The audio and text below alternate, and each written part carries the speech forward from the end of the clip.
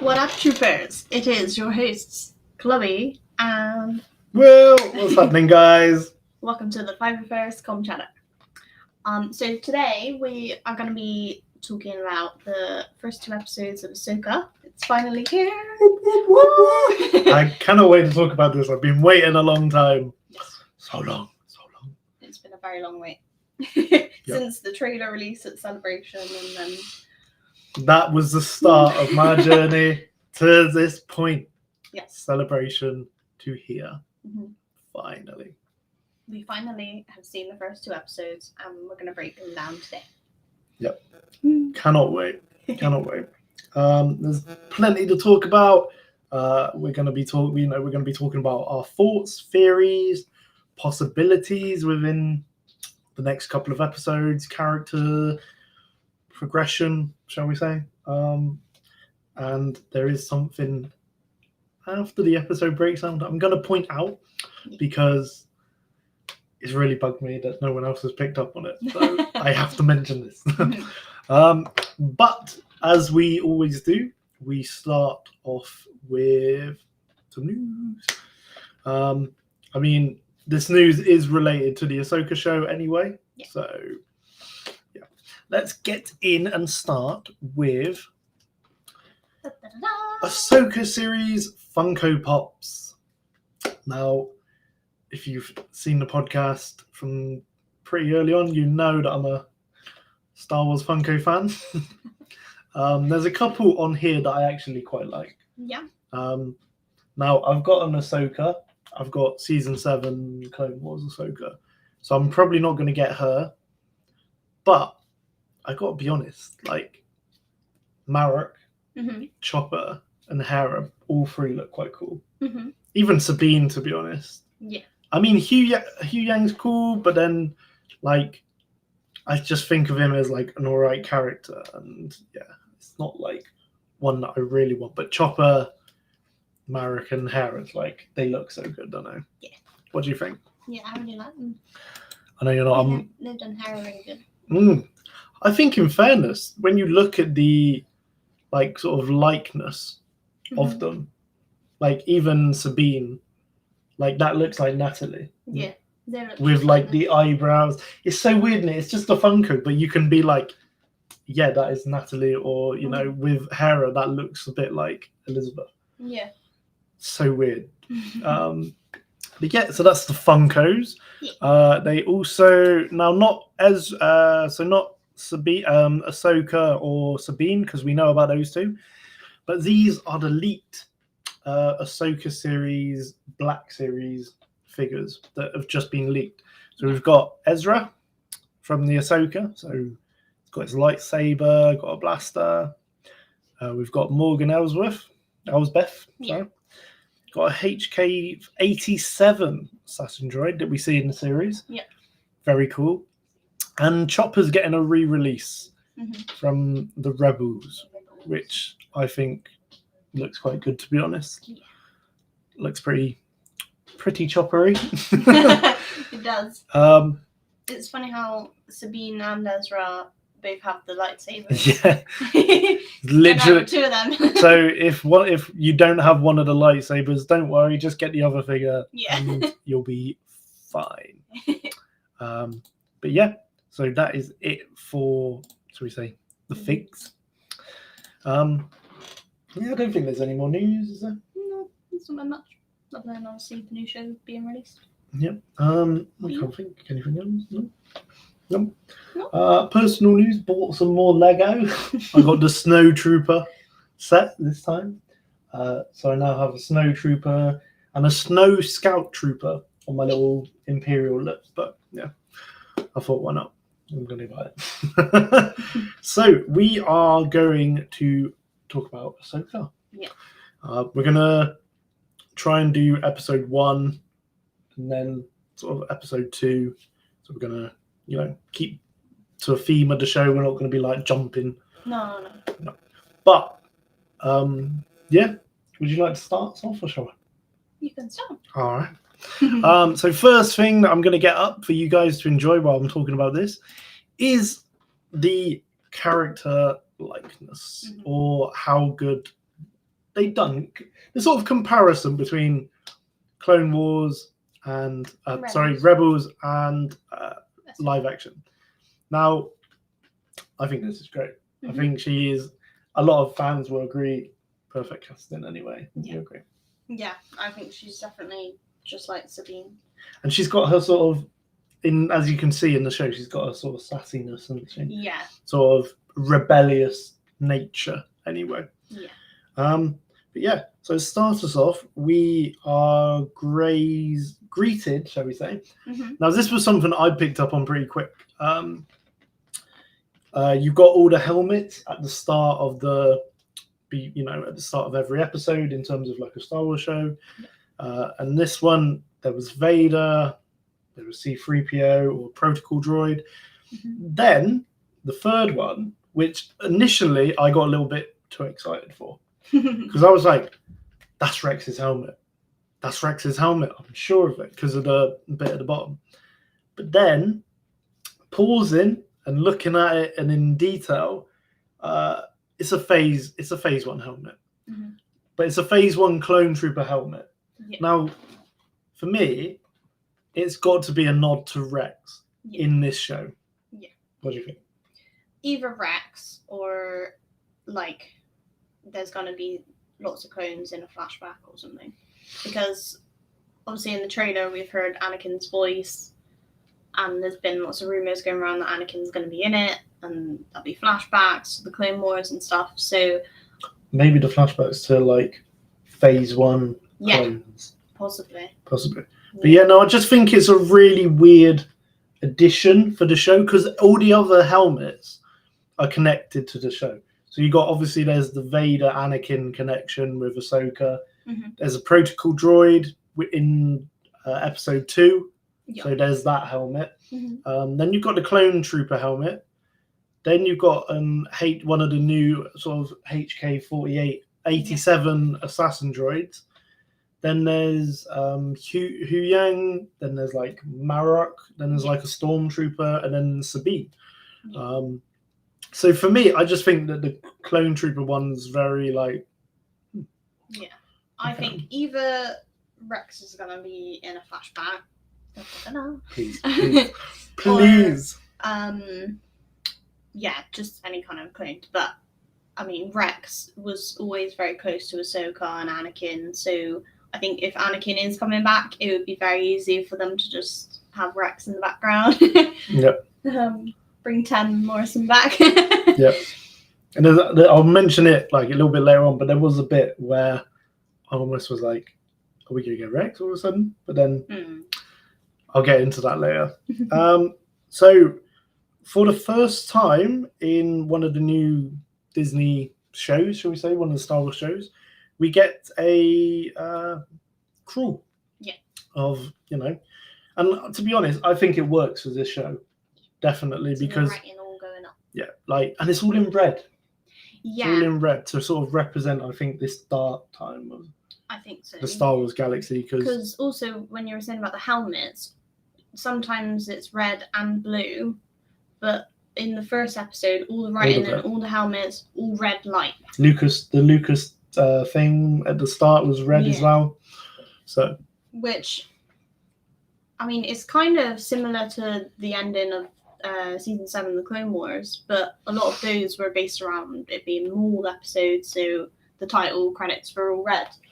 But yeah, sort of red normally in Star Wars indicates evil, bad going on. And to be honest, the cruel itself isn't, I'd say it's promising or hopeful. It's not good. No. So it reads, the evil galactic empire has fallen and a new republic has risen to take its place. However, sinister agents are already at work to undermine the fragile peace. A plot is underway to find the lost Imperial Grand Admiral Thrawn and bring him out of exile. Once presumed dead, rumors are spreading of Thrawn's return, which would galvanize the Imperial remnant and start another war. Former Jedi Knight Ahsoka Tano captured one of Thrawn's allies and learned of a secret map which is vital to the enemy's plan. Ahsoka now searches for the map as her prisoner, Morgan Elsbeth, is transported to the New Republic for trial. Now, I think, to be honest, this show needed that because it gives people who haven't watched Rebels, who haven't watched the last bit of Mando, or what's happened, it gives them an understanding of what's going on if you haven't watched those other shows. Yeah. So you can technically enjoy this show without having to watch the other stuff. But it is, I would highly recommend you watch everything. Like, for this show, I rewatched all of Rebels, like 1 to 4, season 1 to 4. Like, I was like, boom. I done it in like a week. Yeah, no, I think that sort of gives you, it's not very promising. It's more focused on the sort of bad things going on. It says about the first thing it says is, it doesn't say that like the New Republic is here. It says the Galactic Empire has fallen. Sinister agents are at work. Once presumed dead, rumors are spreading of Thrawn's return, which would galvanize Imperial remnants and start another war. It's basically, it's not like hopeful, promising, is it? In my opinion. And also another thing I noticed is a lot of the like main parts, it's mostly like the characters' names are all capital letters. So I don't really know what that suggests. I suppose it's just like important parts of. Yeah, I said to you, I reckon it's just to sort of take your attention onto like the Galactic Empire, the New Republic, Ahsoka Tano, Morgan Elsbeth. Like you focus on that and Thrawn as well. Yeah. And then obviously we get a really cool opening shot of the Republic prison cruiser, I'm calling it, sort of come flying through space, very similar to A New Hope. Very Star Wars. Like it's just like, this is good. This is like original Star Wars all over again. But the ship itself just looked good. It didn't look sort of cheap CGI. It was like you could picture this ship being existing, and and then obviously we see the New Republic's sort of ship, like with the captain talking, and something that I found very interesting. I know I didn't say it to you at the time, but the way that they would talk, like when the captain was talking to, like when he was like comms, and then he leaves to go to see the upcoming threat. Yeah, it was very Star Trek-y. Yeah, I thought that as well. He was like, comms, what's the status or something? And then it was like, you have the bridge, sort of when he left. And it was just very like Dave Filoni's obviously taken inspiration from sort of Star Trek in that aspect, because it did look that, didn't it? It was like just the language that was used, and just then we see that the captain doesn't believe that the approaching ship is 2 Jedi. So he's like, well, we're just going to let them on board and see what they're doing. Which also is very weird, considering they have Morgan Elsbeth as a prisoner on board, because it's, I suppose, like, they're at risk of, like, her being captured. Yeah. Like, just letting on a random bunch of people that claim to be Jedi. Well, I mean, Jedi having the reputation they do. True, but then again, it's classed as the New Republic, and they know that Luke obviously helped destroy the first Death Star, and and killing the Emperor and that. So clearly, I think they have. They were a little bit like bit hesitation, a bit like I'm not sure on that. Yeah. They arrive on I think it's a Eta class shuttle. Now I was like, whenever I was watching this with Neil, I was like, I recognize that shuttle. Like, I feel like I've seen it before. And then it was like, in a video that we watched. It reminded me that they're Republic sort of era, Clone Wars era Jedi ambassador shuttles. So that's where I'd obviously seen it before. So somehow they'd managed to get their hands on one of these. I mean, that scene for me when they landed on the ship as well, it was very reminiscent of, is it in Return of the Jedi, the scene with like the Palpatine's white ship, and then they land, and then there's all that like steam coming out, and then Vader comes down, and then the Emperor and everything. He's like, you may dispense the pleasantries and all of that, but just like all the steam and like the way the ship landed with like the wings up and everything, and the little like stairway that went down, it looks very much like that scene for me. So you could almost anticipate that they were bad guys. Like you knew you knew they weren't good, basically. Yeah. I know you're looking at them, you're like, oh, they're not good, but you could just sort of almost get that evil vibe off them. Yeah. Then obviously Balin, which was very interesting, you picked up on as well. He didn't just straight out kill everyone. Yeah, he's not just like a ruthless Sith, just being like, right, we've landed, right, we're on the ship, quick, let's kill everyone. He sort of gives them a chance. He was like, because he was like, oh, there's not many, we're very far and few, and then went to actually walk on and be like, yeah, until they stopped him. And then obviously he sort of got a bit insulted, killed basically everyone. Now he obviously also says the title of today's episode, "We Are No Jedi."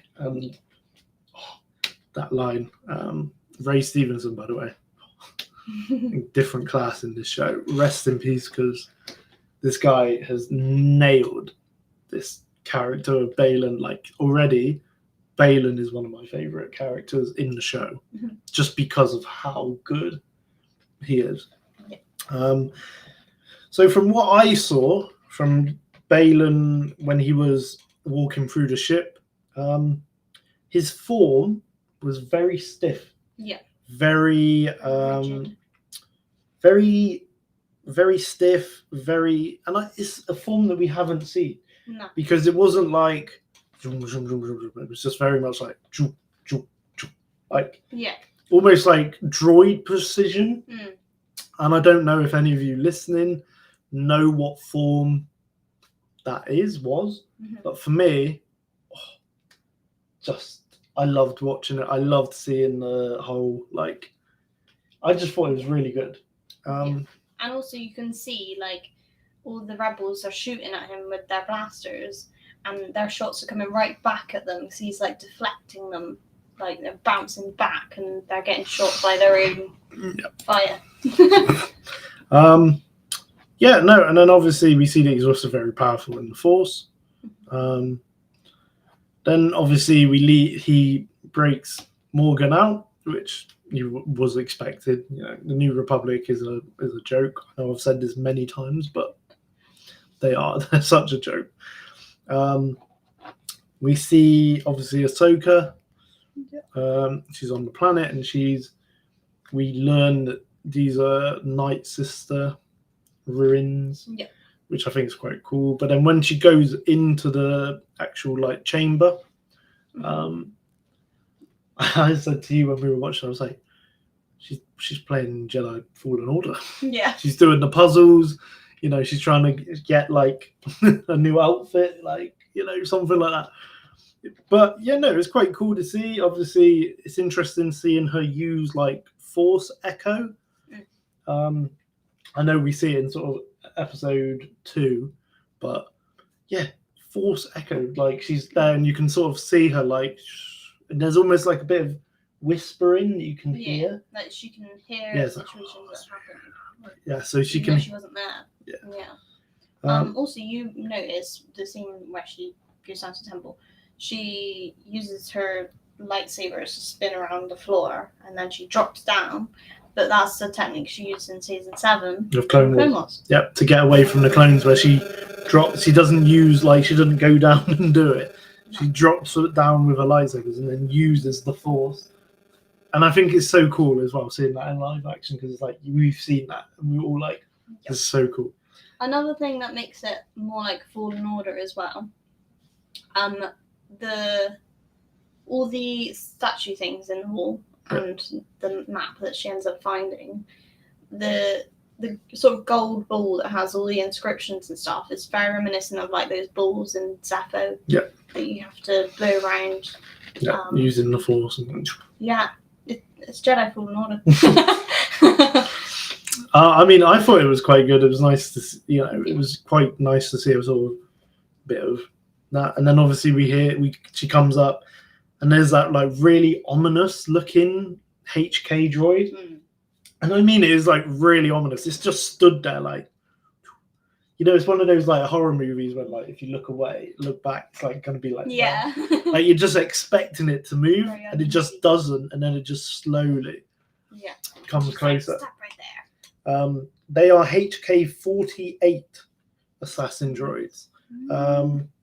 Now these assassin droids, basically, I don't think these ones are from that time, but the HK droids are from the new Old Republic, because HK-47 is the one that goes around with Revan and is connected to him. So he is a HK-47. Bringing back legends to canon. In a way, yeah. I mean, there is lots of mentions and references to the Old Republic in this show already. Yeah. But if that gives you an idea of time, HK-47 is like Revan time. They're 40 years later in terms of assassin droids. So 40 models later. Yeah. But yeah, so I thought that was quite cool when I was like, that's a HK droid. I was like, oh my god. Yeah. And she uses that circle thing again to like make so clever. Like but no, it's such a clever technique. You're surrounded by opponents, shall we say, like enemies, and instead of having to face all of them at once, she drops down, takes like 2 of them out of the equation straight away, takes out one easily, and then she has a bit of a battle with the last one, and then the other ones start calling up. Yep, and then they're like self-destruct. Yeah. Now that explosion was too big for it to be like their device going off and imploding. So I reckon, there was like the black soot on the floor. I reckon that was quite like an incendiary thing. So like when you light it, it's like a gunpowder type. Yeah. So I reckon it was something like that, and it was very combustible. That's why the whole area just set ablaze and caught on fire.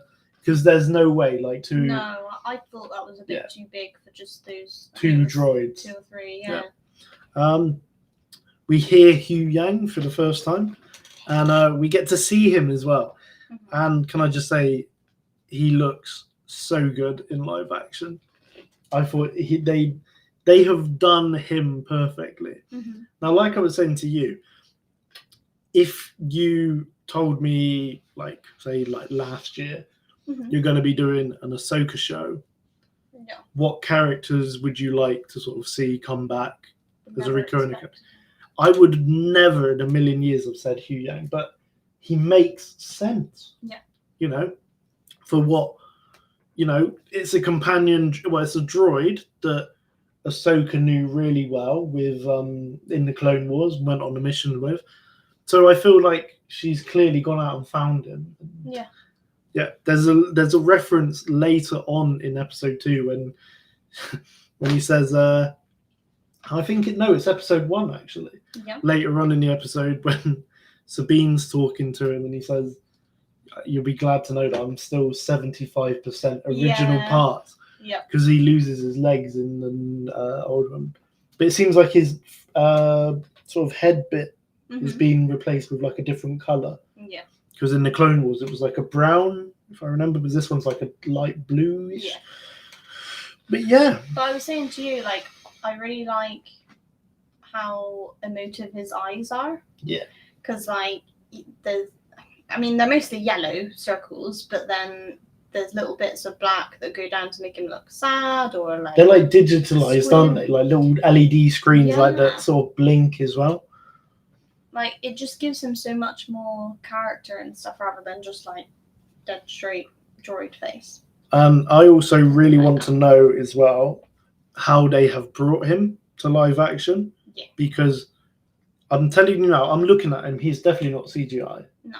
100%. So they must have someone in like a green morph suit behind moving his arms and head motion, because he's too. because his motion is it's too realistic for remote control when he's like hands a lightsaber over like that. It's not like sort of stiff. It's like yes, it's got to be.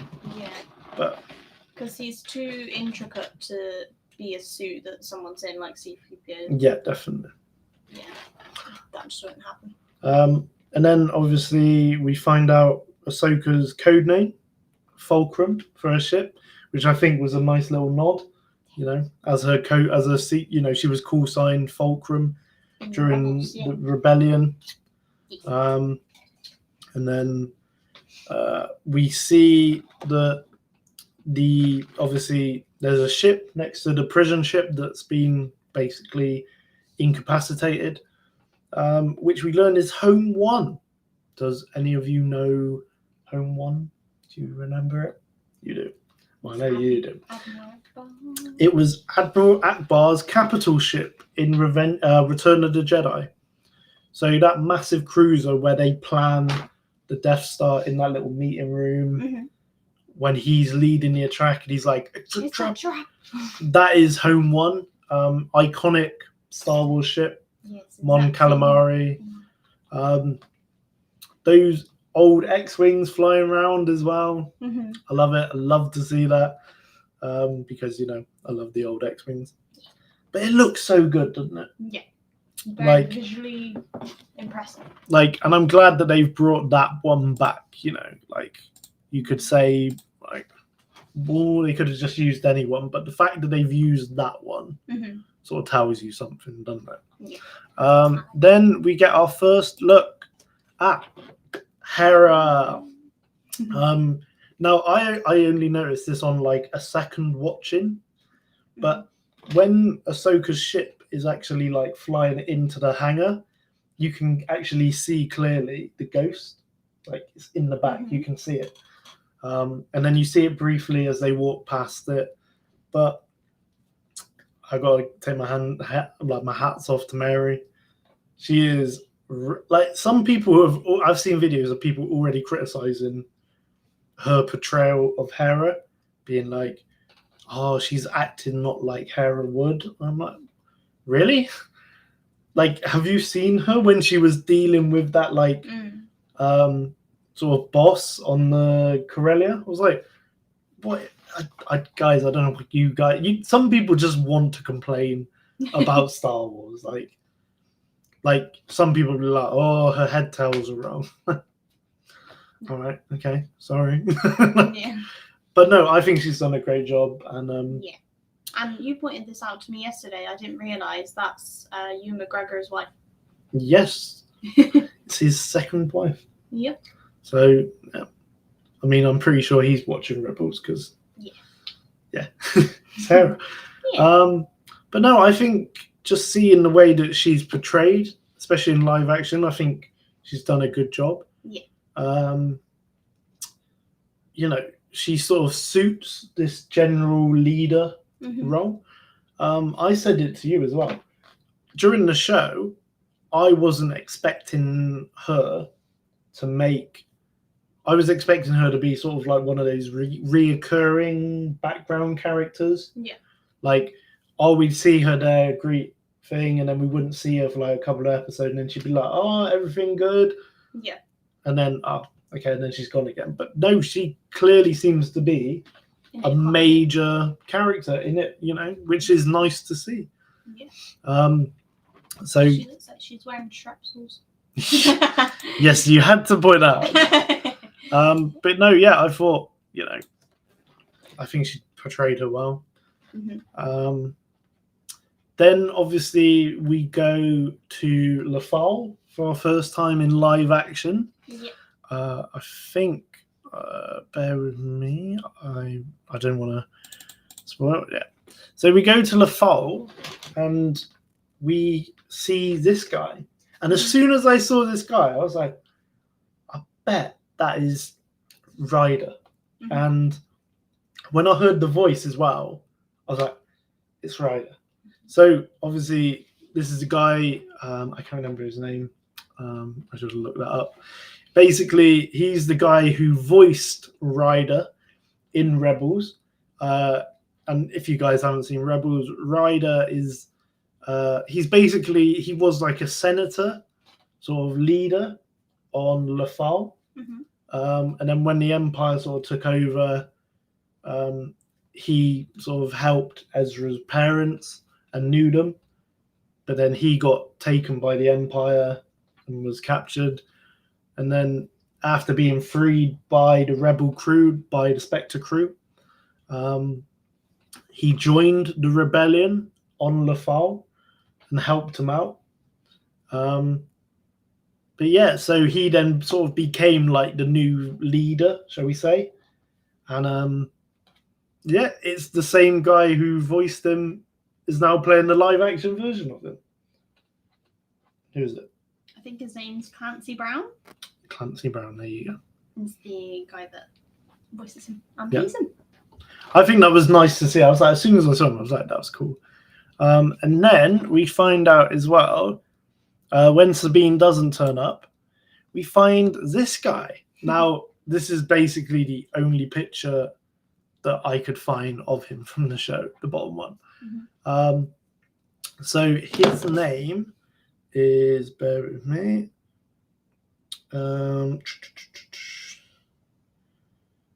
Jai Cal, and he is the guy in the middle here who Ezra helped escape the Imperial Academy on Lafal. Mhm. And then he went and joined Ryder's sort of rebel crew. And yeah, he's now become a senator. Mhm. But the fact that they've included him Yeah. and Ryder like together, Mhm. I think is just such a cool little Rebels nod. Like it's like, wow, fair play to them. I really like that scene as well, to be honest. What do you think? Did you like seeing these characters, or were you not so much fussed because you weren't a big Rebels fan? No, I like seeing them. Also, in the scene, there was like the wall with like all the rebels behind them, Yep. which we saw at Celebration, Yep. which I thought was really cool. How we like walk past the scene, The same wall. bit of scenery that was in But the it centre. also gives a bit of context to the wall itself, because we only see it at the end of Rebels and think, oh, like Sabine's just done it. But she painted that bit of wall. Mm-hmm. Basically, this is it being unveiled basically to the people of Lafal. Yeah. Which I thought was quite cool.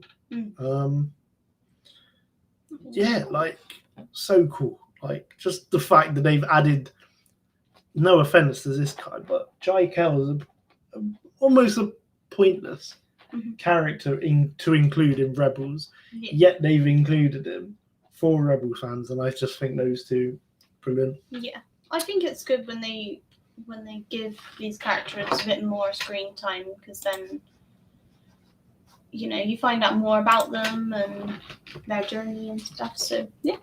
Yep. Then we get sort of Sabine on her speeder bike. Yeah. With a bit of rock metal like music. We don't normally get that, which is a bit of a change. I think it does suit Sabine. Yeah, it's like her personality, isn't it? And then on her helmet as well, she's in Arabic, it says "babe." Is it? Yeah, which I thought was quite a cool little thing. And then she's obviously being pursued by E-Wings to be like, come on back to the parade. She's like, look, I don't want to do it. I don't want to be there. But something I realised was just quite cool. So the sort of pilot who identifies himself to Sabine. He's like, this is Spectre 2-1. Now, if you haven't seen Rebels, all of the Ghost crew were from Spectre 1 to Spectre 6. Yeah. So you had Spectre 1, Kanan, Spectre 2, Hera. I think Spectre 3 was Zeb. Spectre 4 was Chopper, or the other way around. Spectre 5 was Sabine, and then Spectre 6 was Ezra. And then at the end of the season, we find out that Spectre 7 is Jason Syndulla. Oh, yeah. Yeah. Hera's and Kanan's son. Which we've not seen yet, but... No. But he has been seen in a Lego set, so you know he's going to be in it. And we've seen him in the trailers as well. Like, But, yeah, no, you know, so the fact that they've carried on the Spectre tradition within, like, the New Republic Lafol division, shall we say, I think it's a really cool little nod to that. I mean, I suppose it's quite similar to the original movies when they go like Red 5 and all this Gold Leader. Yep. So yeah, it's very similar. It's just little nicknames when they're during battle and stuff. Yep. And then obviously we see Sabine is now living in the old tower where Ezra lived. And she's got a pet loft cat. I love that. I'm sorry, I was just like, it's so cute. It's very cute. I called it that he's going to be the new Grogu in stores and everything. I'm fine by that. A loft cat for Christmas. Count me in. I want one. I want a little loft cat. And again, it's nice to see it's all puppetry. It's not CGI. So, you know, they're keeping it very real. And it looks, you know, obviously it is real because it's there, but it's like, it looks like a real thing, you know. Yeah. I think the puppetry is really good on. Yeah. Hats off to the like production crew for it. Even the costume designs and everything in it is just spot on. Like I was saying to you, like Balin and Skull's, Balin and Shin, sorry. They're like armor little bits on their legs and little bits on the arm, and just the robes. It just, they don't look like Sith, but they're not. They don't look like Jedi, and it just works, doesn't it? Yeah, because you were saying it's quite similar to like some of Revan's outfits. Again, sort of reverting back to the Old Republic, but it's, I suppose, like Revan's similar as well, isn't he? Like he's not a dark side, but he's not a light side either because he's technically both, you know. Yeah, but which I suppose is similar to them. Like they're not claiming to be Jedi, but they're not Sith either because you can tell Balin still has a bit of sort of light side way about him. And yeah, also I was saying like some of their armor looks really shiny, like their leg armor and stuff. And I was thinking, well, some of Revan's armor was like Mandalorian. So I'm thinking maybe they have like Beskar or something. Possibly. But we don't know. This is just speculation. Yeah. But no, I mean, I think the set as well looks really good. Like the tower, like inside, looks identical to what we've seen in Rebels. Like they have nailed it. Like I know you've got the little drawings on the wall, like the art bits, but it's just so good, so accurate. And what you would expect Sabine to be living in. Yeah. Like, there's a load of, like, stormtrooper helmets in the corner, which is, like, you would expect that is what Ezra would have collected, you know, because he collected multiple different helmets. Yeah. And I'll go into that a little bit later. But, yeah, so obviously we'll sort of speed it up a bit because we've gone about episode 1 quite a bit. We obviously sort of connect again with sort of Ezra, with Sabine and Ezra when she looks at the holocron. A little hologram of him. Yeah, and even though you don't get a great look at Ezra, there's a bit, and I pointed it out to you, and I was like, this is really interesting. there's a bit when the guy, I can't remember the name of the guy who plays Ezra, but he's he's talking to Sabine through this message, Mm-hmm. and he does this like thing where he like sort of scratches his head, Mm. and like just the movement and the sort of scratch the head. It was like, that is very much what Ezra would have done if he was talking to Sabine. You've seen him do it in Rebels. It was like, I know we're not family or that, but it's like, yeah, that's Ezra. Like, that, fair play to him. Like, he has nailed his mannerisms already, and I can't wait to see where he goes with this. Yeah. And then obviously we see Ahsoka reconnect with Sabine briefly. We also see that Sabine is very much like Ahsoka and Anakin in terms of like not really listening to sort of the master. Yeah. And we also learn that Ahsoka has been training Sabine as a Jedi and then basically left her. Mm-hmm. So there's that little bit of animosity between them. Yeah. Which I think is a bit like, but obviously at the end of episode 2 we can see that it's like they're back together, the whole thing. But yeah, so she takes the map, studies it, finds out where basically Thrawn and Ezra are. And, but it was a bit before that when she's leaving with the map that she's taken, basically. Shin is watching her with a little probe droid. Yeah. Very similar to Maul. I was like, yeah, oh, that's really interesting. Like, very similar to Darth Maul in the Phantom Menace, with his little probe droid, and he's got like the hooded cloak and everything. It's just very reminiscent of that, and it's like, oh, okay, you know, as a Star Wars fan, you pick up on something so small like that. You're like, oh, that reminds me of that scene.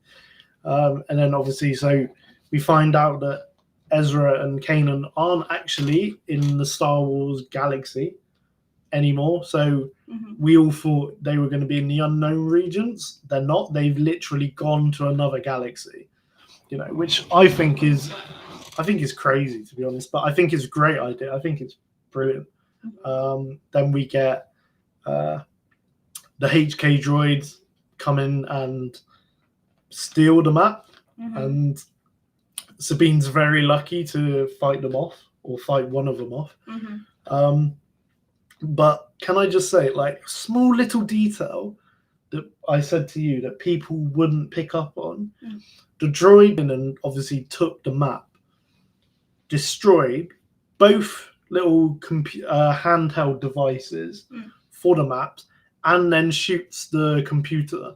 And it's like, so the droid is that aware that it knows to destroy the 2 maps and the backup computer, so there is no way of them tracing it. Because otherwise that would be like a plot hole, wouldn't it? Everyone would be like, oh, well, why didn't she just look at her data or that?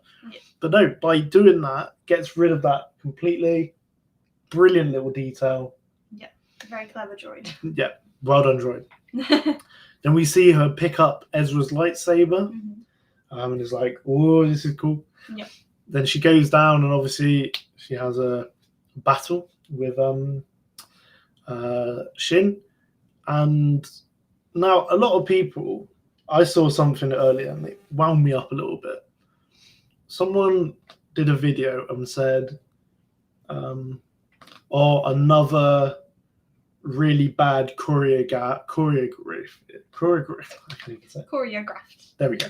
Lightsaber duel, and I completely disagree with that. Yeah. Sabine hasn't picked up a lightsaber in God knows how long. She's untrained for years. She's rusty. You know, Shin has obviously been training regularly. As we saw what she did on the New Republic prison cruiser, you know, and Sabine gets her ass beat, like, as you would expect her to. And Shin, I thought, was, you know, pretty fierce in that battle. For a Padawan. Yeah. And obviously she bests Sabine and stabs her sort of in the stomach. Yeah. I think a lot of people then are like, oh, it's another survivor of getting stabbed. Yeah. It's like we've seen Kylo, we've seen Reva do it twice, but it's like she's got stabbed there. Ahsoka is literally like landing as she's there. So it's not like when you look at Qui-Gon when he got done, he's basically got stabbed like here, like in the heart, basically. Reva's was there, and so was Sabine, which is basically his stomach. Yeah. And they've obviously rushed her off, and they've got the like back to fluid on it and healed her. So chill. It's part of the story. It works. It's not the end of the world. And don't say it's badly choreographed because it's not. It's great in my opinion. That's the end of episode 1. Leaves you on a bit of a cliffhanger. It's like. But then, obviously, episode 2, I'm glad that they did the first 2 episodes because otherwise I would have been like, my God, what's happened? I can't wait another week. No. But yeah, so we start, and obviously she's in the hospital in La Folle. Yeah.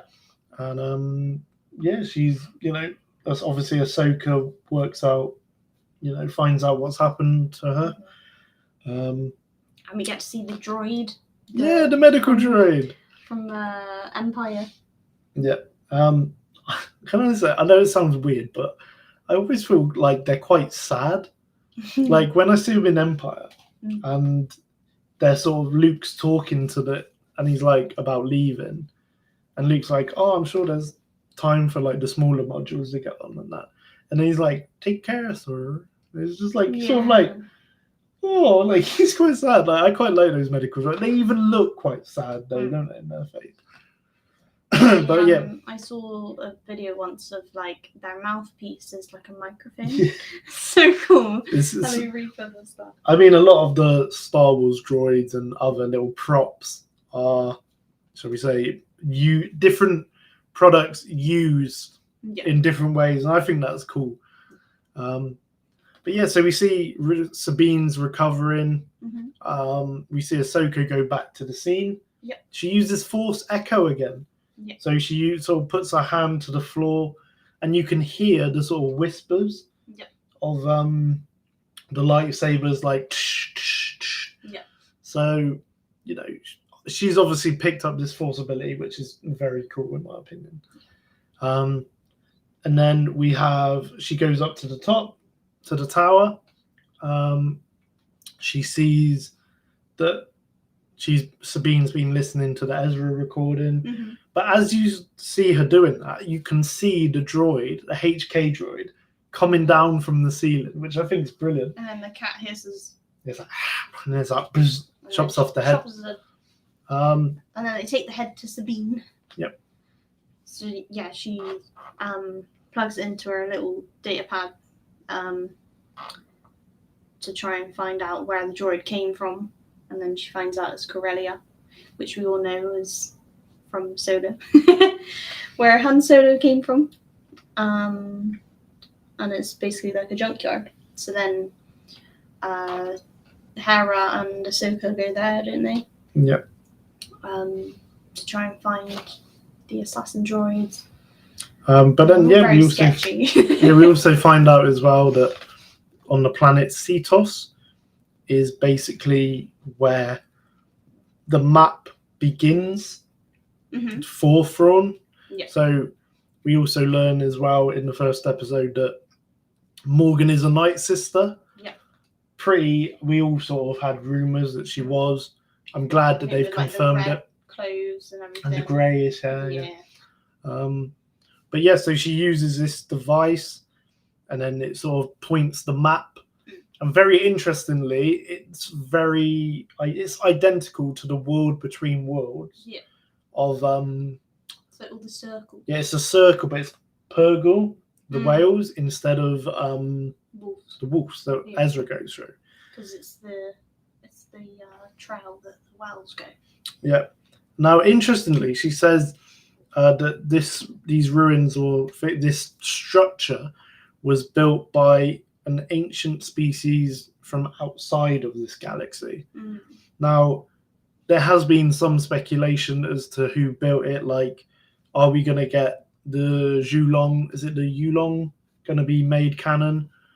But the main, so we say, suspect is the Rakata species that we see in the Old Republic that have come from the outside world and sort of outside galaxy and have war with, this galaxy. And in Andor, that they confirmed that the Rakata, sorry, is basically canon because they were mentioned in Andor. Mm-hmm. So it's canon. So it could be them. Morgan says Thrawn calls to me through time and space. Mm. Now, obviously, this is quite interesting because most people say through space and time. Mm. Now, the fact that she says through time and space, you would almost say that Thrawn is calling to her from like the past almost, or the future. Do you know what I mean? Yeah. So he's like saying, "This is where I am. Come find me." And then Ezra's sort of calling to Sabine Yeah. and Ahsoka. Yeah. So we get that, and then obviously, as she's walking off to sort of get the final preparations done, Shin asks Baylan, what happens when we find Thrawn? And Baylan replied, I love this quote. I think it's one of my favorites in the series. For some, war, others, a new beginning. And then she replies with, and for us? And he replies with power, such as you've never dreamed. Which I think is quite interesting because, they go into a new galaxy, but it's like, how does he think that by saving Thrawn or bringing back Thrawn, he's going to get power? Something I've not worked out. Like, I don't know where the power comes from. Yeah. Like, Thrawn isn't going to all of a sudden give them more power because he is already powerful in himself in Baylan. I mean, so it's a bit of an interesting one, but I still think he's different class. Baylan, incredible. Yeah. Then obviously we go to Corellia, and Ahsoka lands her Jedi starship next to the Phantom One, which it was nice to see. Yeah, as soon as I saw it, I was like, "There is Phantom One." Now I didn't realize this as well. Chopper is voiced by Dave Filoni. Yeah, I didn't realize that. I didn't realize that. And also he mumbles some things in like later in the episode, and you can hear him say these things. He's like, "Yes, you did," but it's like in his like, yeah, it's like just interesting that they've done him like that. Yeah. And also, can I just say as well, they have done Chopper in live action perfect. Yeah. Like his little mannerisms with like his arms like spinning, banging on the ship. Yeah. Like he's like, his grumbles, perfect. I couldn't have got them to do. No one could have done Chopper better. Yeah. I'm so glad that he is like how he is in this. Yeah. And he is a war criminal. And like he is, and like his head, it can kind of swivel, whereas R2's is kind of it's like but his is like he can have a bit more character, a bit more sass, and because he has these like sort of extended arms, there's a time where he sort of goes like, yeah, he's like with his arms, yeah. Which again just gives him a lot more character. It's almost like little arms. And there's a bit where he goes like, "Have you been messing with my stuff?" And he kind of like puts his arms on his hips, kind of. So yeah. I love it. I love Chopper. I think he's great. Yeah. But yeah, so obviously we see him, and then obviously we get a tour through the Corellia shipyard, deconstructing ships. Now, for me, there's a really interesting bit here because when they're talking to the foreman, I believe it's the foreman of the site, they like ask him like what's going on here, and he's like, well, the people that work here, they worked for the Empire. They're not. And then she's like, oh, Hera's like, who are you loyal to? And he's like, my investors.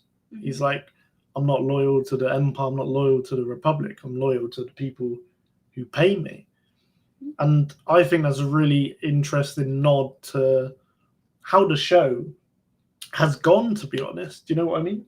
Because it's showing what people think of the New Republic. They're like, if the Empire was going to pay me, I'm going to be loyal to them because, the New Republic aren't going to do anything about it. No. So, really interesting little detail there. Hats off to the producers for letting that stay in. Then, obviously, we find out that some of the workers are still loyal to the Empire. And are like, long live the Empire. And obviously, they get dealt with very quickly. Yep. And another thing that I love in that scene is Hera notices that one of the engines is a hyperdrive engine from the Superstar destroyers that the Empire used, like the Executor, like Vader had, like the massive ones. Like she recognized that and was like, and the foreman's like, oh, it's going into the New Republic ships. And she's like, well, it's not, because the New Republic aren't building anything of that size. No. Which I thought was really clever, how she was like... Because she knows her stuff when it comes to plane ships. Yeah, we're flying and anything. So, yeah, I thought that was really cool. The fact that she was able to be like, nah, you're talking rubbish, sir. Was up. And then, obviously... And there's a bit as well with Ahsoka, with those people that are like, long live the Empire and all that, and they try and fire at them with the blasters. And there's a scene where she's holding a lightsaber, but then she like lifts up a finger and she uses the Force to take a blaster out of one of the bad and then Hera just blasts them. While she has a lightsaber in her hand, though. It's so cool. But we've seen that in the Clone Wars, like times where she's had the lightsaber like that, and then she's like... She's using her little finger. And then obviously she jumps out and has a battle with a HK droid. Yeah. And we get our first look at... really get our first look at this guy. Yeah. Marek. Now, I'm putting this one in here because I reckon this might be like my favorite scene so far from the two. But I'm telling you now, the way that this person stood, it's not a female, it's not a woman. No, not it's definitely a guy. Not Varys or Fee. No. But I'm telling you, the way that he stood at the start when the droid attacked and he just sort of watched, and then he took like his cape off bit, and the way that he fights and moves, this guy is a canon version of Starkiller, of Galen. Is it Galen Marek? Yeah. Come on, Galen Marek or Marok. He's very similar. And why are they keeping him such a mystery? Yeah, like the first two episodes, I think he mumbled like, or you heard him be like, make one noise. His fighting style as well is not like other Inquisitors. No. Now, yes, I do believe this guy with his lightsaber was definitely an Inquisitor. And is now like a mercenary for hire sort of thing. Yeah. But I'm telling you, that is Starkiller. Yeah. It's definitely not going to be the Starkiller from Force Awakens games because the Force Unleashed. Force Unleashed, sorry, because he's too powerful. Yeah. But it will be an Inquisitor. This is him. I'm sure of it. And I really hope it's Sam Witwer. Yeah, I really hope too. But he is probably as well. Balin and Marek so far, probably two of my favorite characters. If I was to say favorite characters right now, yeah, Balin and Hera Mm-hmm. and Marok, Yeah. I'd say at the minute. But just so cool. And the bit that, like, when he ignites it and then throws it at her Mm-hmm. and then sort of runs off and gets on the ship, really cool.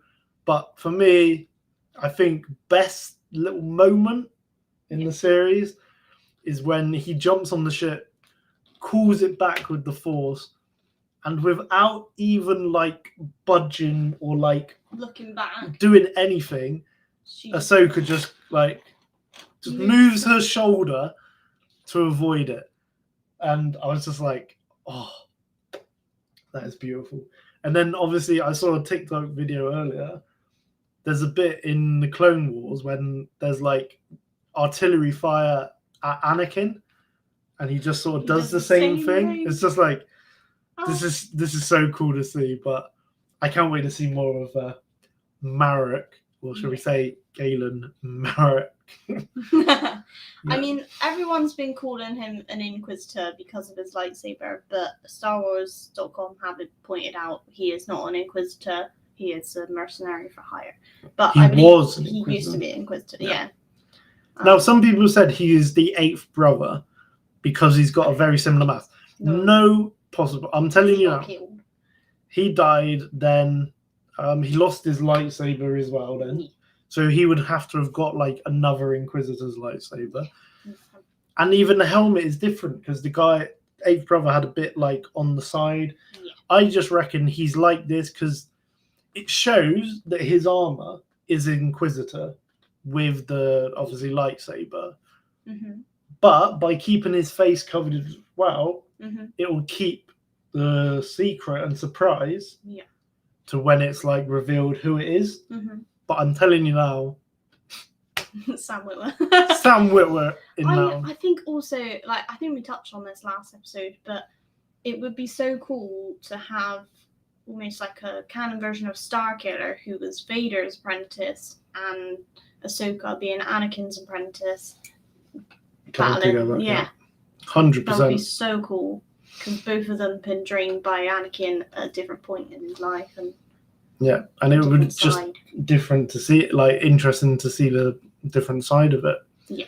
But yeah, definitely this was my favorite bit of the series. Mm-hmm. Just seeing these two, and then obviously seeing the Hera flying, and then that little spin to put the tracking device on the engine. Yeah.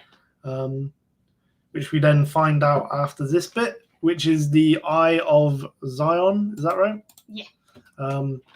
Now, in a breakdown video that we watched, someone mentioned that Zion in some language refers to heir, as in like H-E-I-R, like heir to the Empire, which is what Dave Filoni's film is supposedly called, and what Ahsoka says in the trailer as Thrawn's return as heir to the Empire. You know what I mean? So it makes sense in my opinion. But that ship is massive. Those engines. Yeah. I don't know what is coming through in terms of like as the ring for it, but obviously it's like the Jedi starfighter rings. It's one just like the ones they use in the prequels, like Kenobi and Anakin.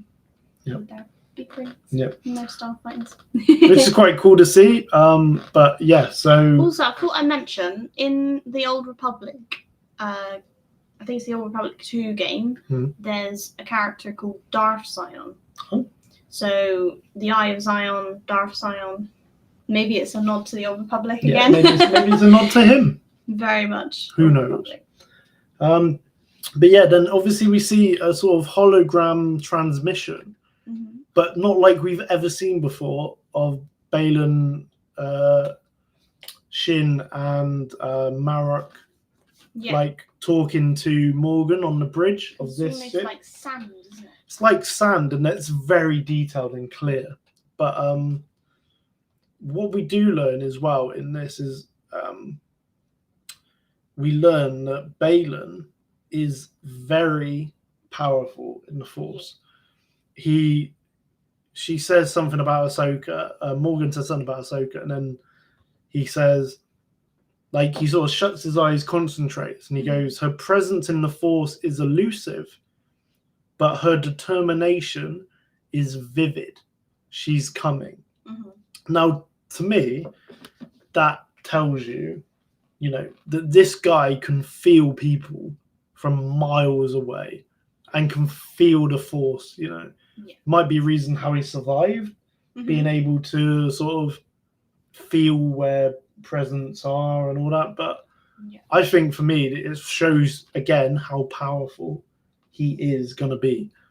I think we're learning a lot more about the Force in this series, like with regards to Ahsoka with her Force Echo kind of ability, and now him sensing, Ahsoka's presence in the Force.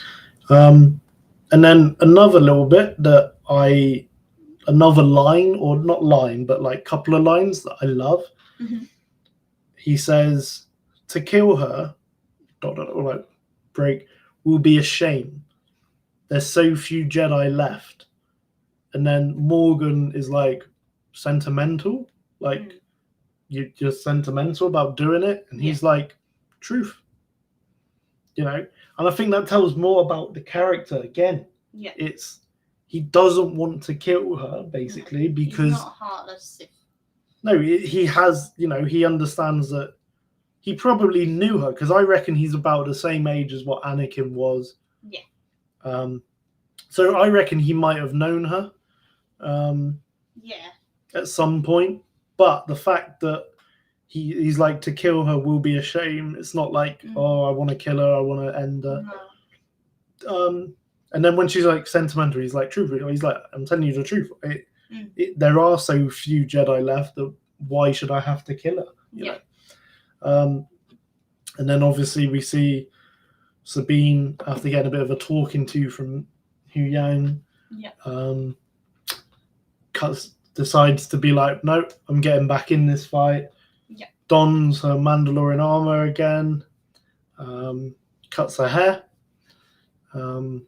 And then we get basically the live action recreation of the finale of season 4 of Rebels. Again, we see the wall. We see the wall. We see the bit where Sabine walks to the wall. He sort of touches Ezra's face, turns around, and Ahsoka's waiting. And yeah, I think that was a cool little scene. But then it makes you funny. It's quite interesting because when you see it in Rebels, you're like, oh, this is just after the battle of Endor, stuff like that. And it's like, no, this is like years later. And she's a Jedi, technically. Yeah. and But also then, in Rebels, she's got like this big staff. Ahsoka's got that big staff, isn't she? And she's in white. Yeah. Which they changed that slightly. But yeah. Yeah. And then obviously at the end of the sort of ship, they go into hyperspace, and she says to she says to Sabine, like, sort of hit it, Padawan. Like, so it's like, oh, okay, they're back. Yeah. Which is really cool. She knows that Sabine's ready. So yeah, that was our first two episode breakdowns. Yeah. A lot to cover. I know this one's quite a long episode, but bear with us. Watch the episode because these two are so good. I've said to you already, I think this is my favorite Star Wars show. Yeah. Just because it's like, I can't stop smiling. Yeah. I keep seeing things and I'm like, oh my God, that's Ryder. That's, it's like so much stuff. Yeah. But the one thing that no one else seems to have noticed, and I am so excited about this, as you can tell. Now, it's not a great photo we have. It's not a great photo, but you can see it. Now, we have watched, 3 breakdown videos, and not just like small YouTubers doing breakdowns. We have watched Star Wars Theory, New Rockstar, and Screen Crush. Now, these 3 guys, like 3 channels, are big at doing breakdowns and picking up on little details that you miss. Now, none of these 3 have picked up on this tiny little detail that I picked up on. No one else has picked up on it. I should do reviews. There is a bit where in the tower, when Sabine is in like her home. In the background, there is Ezra's Spectre, painted Scout Trooper. Yeah. No one else has picked up on this. Why is no one else seeing this? It is 100% Ezra's helmet, because we've double checked it with reference pictures. Online, there is one picture, and it's like a dark picture in the background of it. This photo Chloe took just before we came on from the episode. As you can clearly see, it is Definitely Ezra. It's Ezra's helmet. Come on. Yeah. Why is no one noticing this stuff? So for me, that is you guys know. Yes. So if you watch the scene where Sabine comes into the house in the tower, yeah. This is in the background. And also the scene where she wakes up after her nap, and you can see all the stormtrooper heads in the background, and then there's another table sort of in front of her with Ezra's helmet on there as well. So we see it in a couple scenes. No one else picked up on it. No one else has picked up on this. I'm baffled that no one else has picked up on this helmet, this little detail. So cool. Yeah, I love the fact that they've added it. I think this might be my favorite little detail that they've added in it.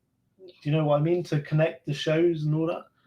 Yeah. They didn't need to have his helmet on a table, but there it is. Yeah. I was also saying to you that why they haven't done that as a Black Series helmet, I don't know. They're definitely going to do a Sabine one, I'm sure of it. Yeah. They're definitely going to do an Ezra helmet. They have to. They have to. But yeah, that's that. I had to show you guys that one because I was really proud of that little find.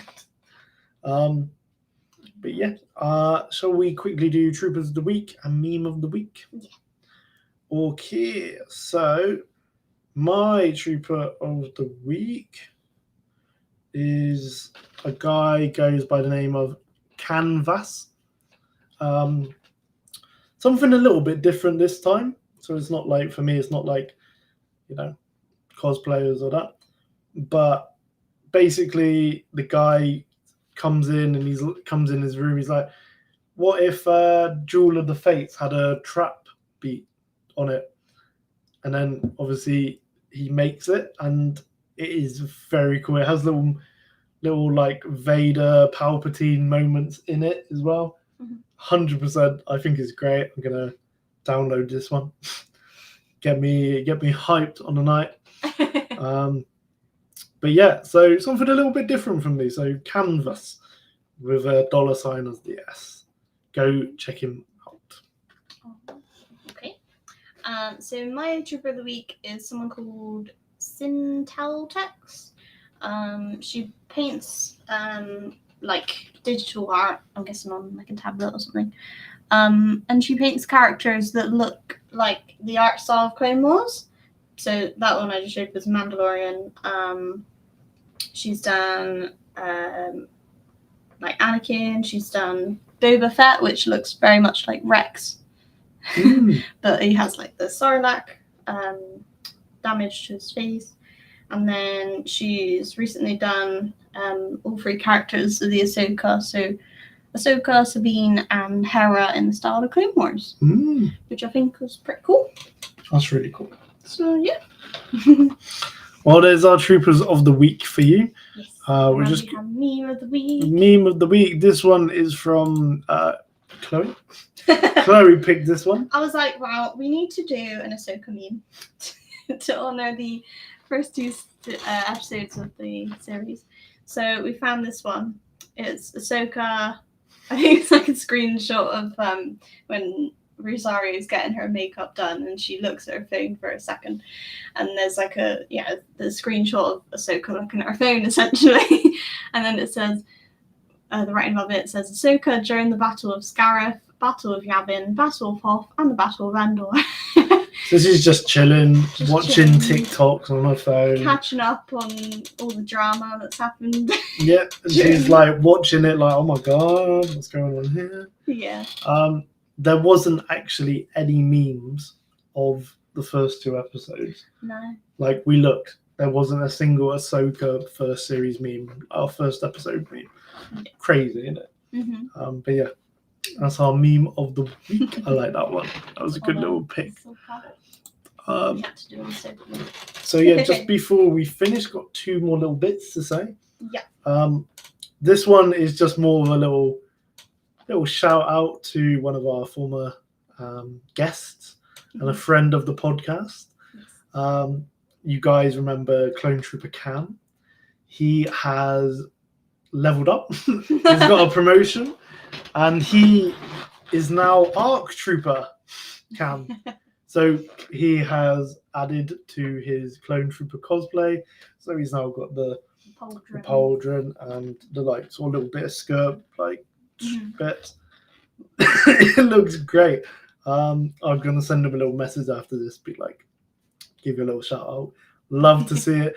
But yeah, no, he's a friend of the thing. I was just like, yeah, gotta give him a little shout out. Yeah. Shout out to our Clone Trooper Cam. On your promotion. Yes. Clone Trooper Cam. We love to see it. We do. So yes, so there isn't an episode next Thursday. No. Oh. No. But there's one Monday. Yeah, so you guys don't have too long to wait for the next episode. So we are going to have on a special guest. Goes by the name Alpine Vader on Instagram. I've given him a shout out before, but yeah, he's basically a Darth Vader cosplayer for the 501st Garrison in Utah. So he's going to be coming on Monday as our special guest, and we're going to be talking about all things Vader. So that's going to be a good one. Yeah, we've never had a Vader guest, so yes, this is our excited. First Vader. We've had like Rural, who was a 501st officer in the past, but the fact that we've got a Vader coming on is cool. very cool. But yeah, because of the time difference and that, he's going to be joining us Monday. I believe we're going to be going live a little bit later as well. I think it was like 7, 8, something like that. Yeah. But we'll keep you updated. He has done us a video. Yes. So we'll be posting that on our socials soon. We'll get that out there for you guys to, so you know ahead. Yeah. I'm looking forward to chatting all things Vader with him. Yeah. It's going to be weird because obviously we're going to be doing the episode before the next Ahsoka episode. So basically, when the episode after next week, so 2 episodes time, we're going to be doing this again, where we got to break down 2 Ahsoka episodes. So we got episode 3 and 4 coming in 2 weeks time with Ahsoka. Yeah, so we have to wait a bit longer for that breakdown, but. Yeah, we got a guest back. We don't get guests very often. But no, we got to get back to getting the guests on. I like having the guests. Yeah. Very cool. But yeah, so we got a guest Monday. Yeah. But again, just keep an eye on our TikTok, Instagram, Twitter /X. Because we'll be keeping you updated, being like, we're going live at this time. But yeah, no episode next Thursday, next Monday instead.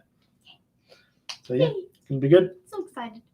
But yeah, that's it for us today, guys. Did you want to show that thing with Ray Stevenson? Oh yes. So just before, we're gonna end the episode on with this picture because very sad, but still. Yes, because I saw this picture and I'm so glad at the end of the episode we have.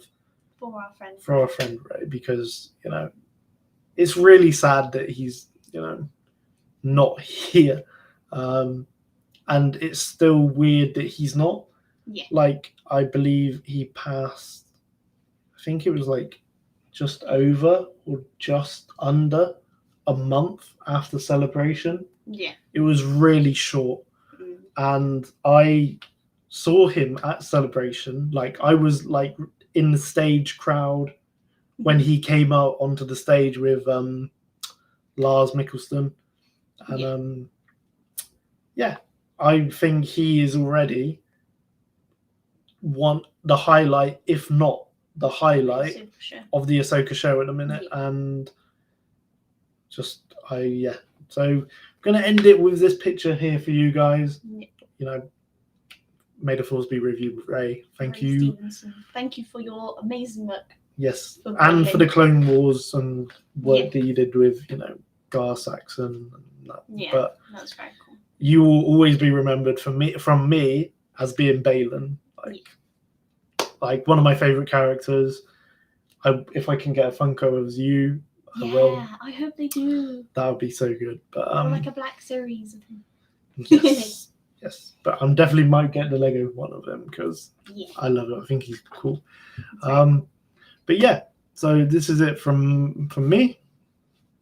Yeah, this is it from me as well. And we bit of a sad note to end on, but yes, but we thought you guys, would appreciate seeing. We thought we'd Ray. give him a little moment. Yeah, because he's done a really good job in the show. Yeah. It's been a bit of a longer one. It has been a bit longer, but it kind of needed to be for us to get everything done and said, shall we say? There's a lot to talk about. Yes. But yeah, so we'll see you guys Monday. Bye. See you Monday with Vader.